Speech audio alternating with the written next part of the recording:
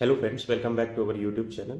Economy के questions को practice करते हैं। 20 क्वेश्चन हमने यहाँ पर जो डिस्कस करने जा रहे हैं ये सभी एसएससी के किसी न किसी एग्जाम, एमटीएस, सीएजी, सीजीएल, सीजीएसएल, इसी में पूछे गए क्वेश्चंस हैं। और ये क्वेश्चंस अपने आप में इंपॉर्टेंट हैं। अगर आप पूरे एसएससी जेई के पूछे गए क्वेश्चन और अदर एग्जाम्स में एसएससी के पूछे गए क्वेश्चन को आपस में कंपेयर करेंगे तो आप पाएंगे कि कहीं ना कहीं कोरिलेट करते ही हैं। क्वेश्चन है, who is called the father of economics? JM Keynes, Malthus, Ricardo या फिर एडम स्मिथ? करेक्ट ऑप्शन होगा एडम स्मिथ। एडम स्मिथ ने बहुत सी थ्योरी दी, कैपिटलिज्म पे थ्योरी दी, फ्री मार्केट पे थ्योरी दी, सप्लाई एंड डिमांड पे दी। इनको फादर ऑफ इकोनॉमिक्स बोला जाता है। करेक्ट ऑप्शन होगा डी पार्ट। अगला क्वेश्चन है, consumption of fixed capital is also known as depreciation, net investment, appreciation या फिर ग्रॉस इन्वेस्टमेंट? तो करेक्ट ऑप्शन होगा डिप्रिसिएशन। जो कंजम्पशन ऑफ फिक्स्ड कैपिटल है इसी को डिप्रिसिएशन भी कहते हैं। इसका मतलब होता है कि जो इनकम अकाउंट हुई है उसमें अगर हम डिडक्ट कर दें for the loss in capital value owing to the use of capital goods and production, जो प्रोडक्शन में कैपिटल गुड्स का यूज हुआ है उसके रिगार्डिंग जो कैपिटल वैल्यू है उसमें जो लॉस है वो इनकम में अगर हम डिडक्ट कर दें तो आप कह सकते हैं कि वो डिप्रिसिएशन है। इसे कंजम्पशन ऑफ फिक्स्ड कैपिटल भी कहते हैं। तो करेक्ट ऑप्शन ए पार्ट होगा।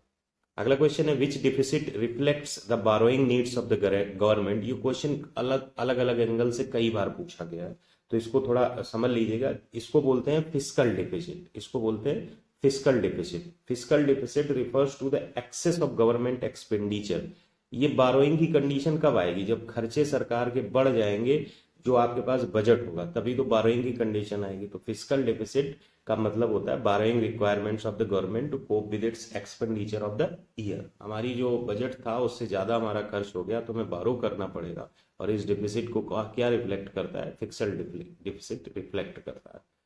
अगला क्वेश्चन है, the balance of payment account of an economy is related to the. ये शायद उत्तराखंड यूके पीएससी एई में ये क्वेश्चन में भी जीएस में शायद पूछा गया था। बैलेंस ऑफ पेमेंट अकाउंट, वहां पे ऑप्शंस एक्सटर्नल सेक्टर की वजह से इंटरनेशनल फाइनेंशियल ट्रांजेक्शन दिया हुआ था। इंटरनेशनल फाइनेंशियल ट्रांजेक्शन दिया हुआ था। अगर बैलेंस ऑफ पेमेंट अकाउंट का क्वेश्चन वहां पे आया था तो बच्चों को बहुत ऑड लगा था, जबकि इकोनॉमी के बेसिक क्वेश्चन में आता है। तो ये एक्सटर्नल सेक्टर इसका करेक्ट ऑप्शन होगा। बैलेंस ऑफ पेमेंट अकाउंट को कहीं कहीं बीओपी भी लिखा जाता है। ये जितने इंटरनेशनल ट्रांजेक्शन होता है उनका रिकॉर्ड एक जगह रखना, ये काम बैलेंस ऑफ पेमेंट अकाउंट का होता है। जबकि इसमें से कहीं वर्डिंग से नहीं रिफ्लेक्ट हो रहा है कि इसमें इंटरनेशनल की बात की जा रही है। 3 कैटेगरी होती हैं बीओपी की। एक होता है करेंट अकाउंट, एक होता है कैपिटल अकाउंट, एक होता है फाइनेंशियल अकाउंट।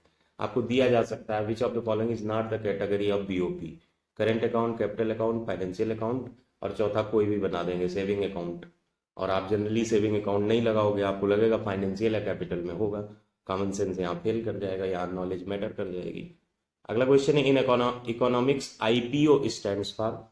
आईपीओ के बारे में लोग जनरल जो कैंडिडेट्स थे इंडिया के वो कम जानते थे। जब से आईपीओ, अडानी, फेसबुक और आपके जो चर्चा बना कि आईपीओ इतने लाख से शुरुआत हुआ, अखबारों में निकला, तो वहां से थोड़ा सा आईपीओ के बारे में लोग जाने। फिर भी परफॉर्म बहुत कम लोग जानते होंगे।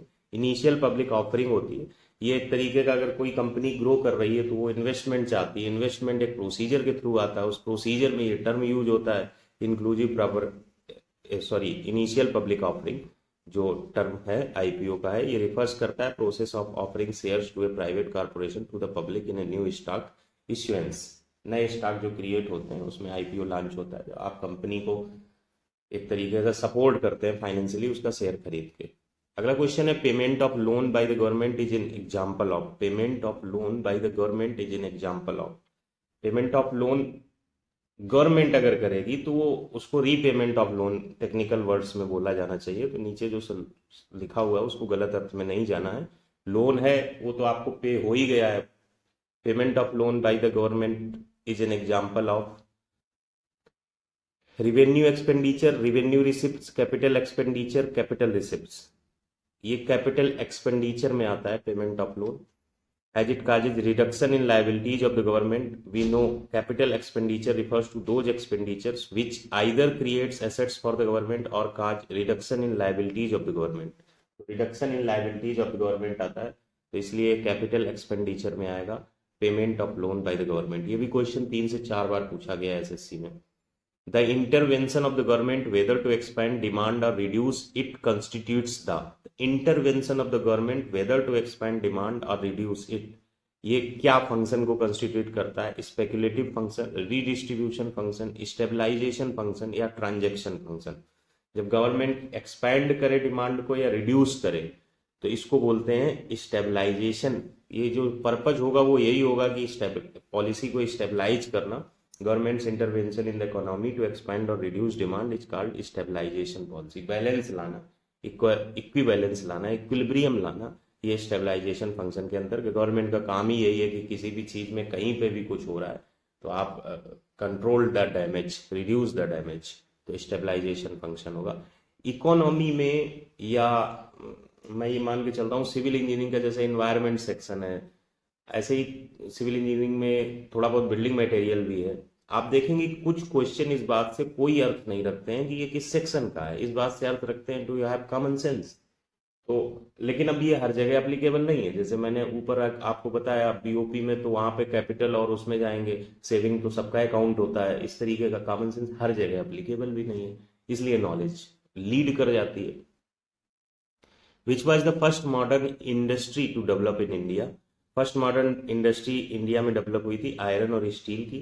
आज भी इंडिया जो है राय स्टील में लार्जेस्ट प्रोड्यूसर है, तो करेक्ट ऑप्शन होगा ए part. Which was the first modern industry to develop in India? Iron and steel industry. Repeating again, all the questions have come already in the exam. There is no role of mine in creating question. Next question है, the ratio between the nominal and real GDP is called. Nominal और real GDP के जो ratio होता है उसको क्या बोलते हैं? उसको बोलते हैं GDP deflator. GDP deflator. It is the difference between the value of goods and services an economy produces in a given year at the going rate and the going rate in the base year. तो GDP inflator जो होता है वो nominal GDP upon real GDP होता है, nominal GDP upon real GDP। अब इसमें थोड़ा बहुत अगर कुछ वो कर सकते हैं तो कह सकते हैं the reciprocal of GDP deflator is, और नीचे फार्मूला लगा दिया, उल्टा कर दिया, real GDP upon nominal GDP एक ऑप्शन में डाल दिया, आपसे पूछ दिया।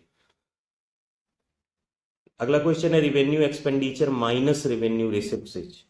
रेवेन्यू एक्सपेंडिचर अगर आप पीछे जाएं तो अभी हमने आपको कैपिटल एक्सपेंडिचर बताया था, वो पेमेंट ऑफ लोन से रिलेटेड था। यहाँ पे उसने क्वेश्चन में पूछा है revenue expenditure minus revenue receipts क्या है। इसका मतलब ये हुआ कि जो एक्सेस ऑफ रेवेन्यू एक्सपेंडिचर है रेवेन्यू रिसेप्ट्स पे डिक्रीज हो रहा है, माइनस हो रहा है, इसी को बोलते हैं डिफिसिट। जो चीज कम होती है, अभी आप फिस्कल डिफिसिट में गए थे तो एक्सपेंडिचर में से हमारी जरूरतें यानी रिसिप्ट्स जो बजट था वो घटाया गया था, तो फिस्कल डिफिसिट आया। यहाँ पे रेवेन्यू एक्सपेंडिचर में जो रेवेन्यू रिसिप्ट्स है यानी जो हमारे पास अवेलेबिलिटी है, और रेवेन्यू एक्सपेंडिचर जो हमने खर्च किया है, जब वो घट जाएगा तो डिफिसिट वर्ड आ जाएगा। तो यहाँ क्या हो जाएगा? करेक्ट ऑप्शन रेवेन्यू डिफिसिट हो जाएगा। अगला क्वेश्चन है, among the following headed the national income committee. National income committee को किसने हेड किया था? ऑप्शन है PC Mahalanobis, BK Ravi Rao, DR Gadgil, BR Ambedkar. इनका इससे कोई लेना देना, बीआर अम्बेडकर का कोई लेना देना नहीं है। ये तीनों लोगों को लेना देना है। ये चेयरमैन है महालनोबिस, ये दोनों इसके मेंबर थे कमेटी के, नेशनल इनकम कमेटी। अब यहाँ पे एक काउंटर क्वेश्चन बन सकता है, उसको आप देख लीजिएगा, हो सके कमेंट करिएगा कि नेशनल इनकम कमेटी फॉर्म किस ईयर में हुई थी। Year of formation of national income committee ये देखा जा सकता है। आज ये क्वेश्चन आया हुआ है तो इसका काउंटर क्वेश्चन बन सकता है। अगला क्वेश्चन बहुत अच्छा है, Shaktikanta Das took over as the which governor of Reserve Bank of India after the resignation of Urjit Patel. 25th governor बने हैं। नाम भी पूछ सकते हैं और ये थोड़ा सा टेक्निकल हो जाता है, तो 25th गवर्नर उर्जित पटेल की बात बने। By which organisation is community market regulated? By which organisation is community market regulated? NSC, BSC, RBI, SEBI. SEBI के द्वारा कम्युनिटी मार्केट को रेगुलेट किया जाता है। It was first established in the year 1988 as a non-statutory body for regulating the securities market. It became an autonomous body. ये autonomous body बनी 12 मई 1992 को, 4 साल बाद, and was given statutory powers in 1992 under SEBI Act 1992। तो ये पूछा जा सकता है कि नॉन स्टैट्यूटरी बॉडी से स्टैट्यूटरी बॉडी कब बनी? तो 1992 में बनी। करेक्ट ऑप्शन यहाँ पे डी पार्ट होगा, 1988 में इसका एस्टेब्लिशमेंट हुआ था। अगला क्वेश्चन है cash reserve ratio is calculated as a percentage of each banks. जो कैश रिजर्व रेशियो है, क्या चीज, किस चीज का परसेंटेज लिया जाता है? आपके सामने ऑप्शंस है rate of inflation, net demand and time liabilities, credit growth, savings of customers.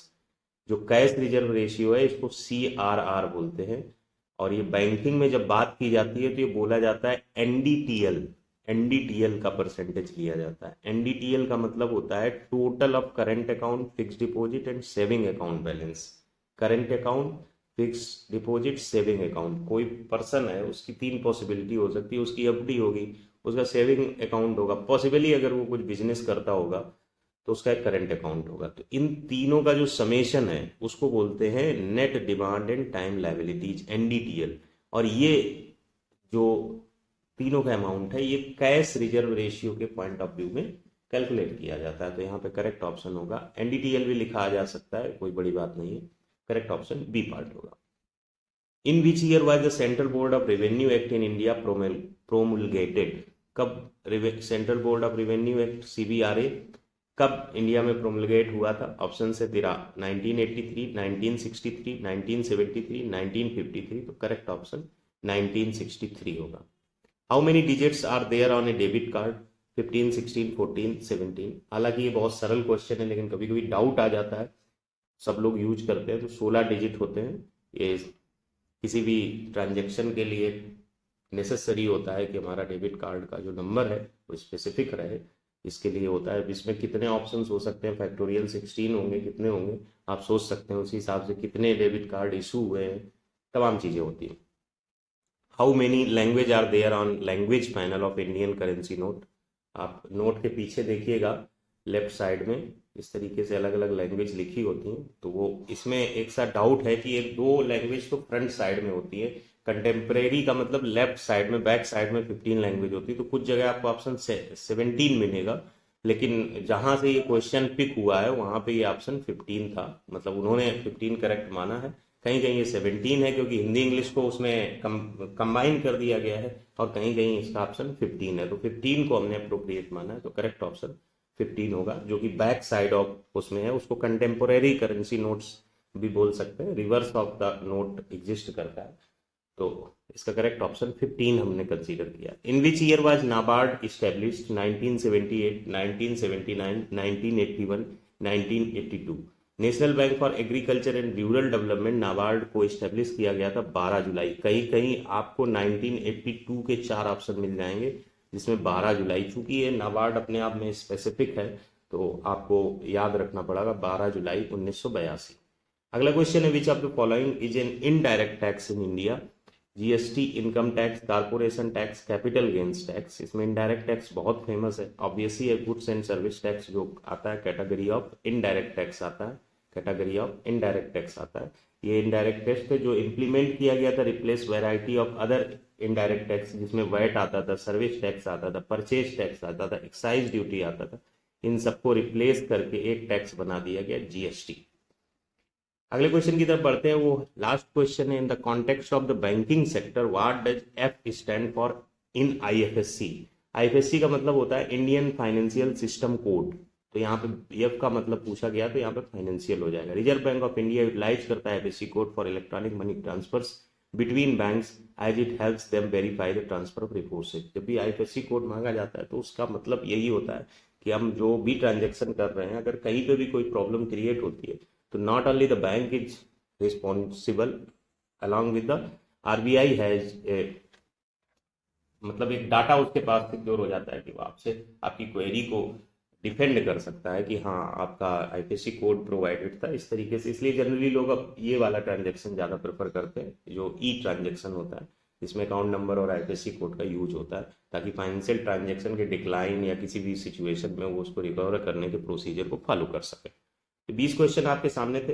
Hopefully चूंकि क्वेश्चन पूछे हुए हमने डिस्कस किए तो होपफुली हेल्पफुल होंगे।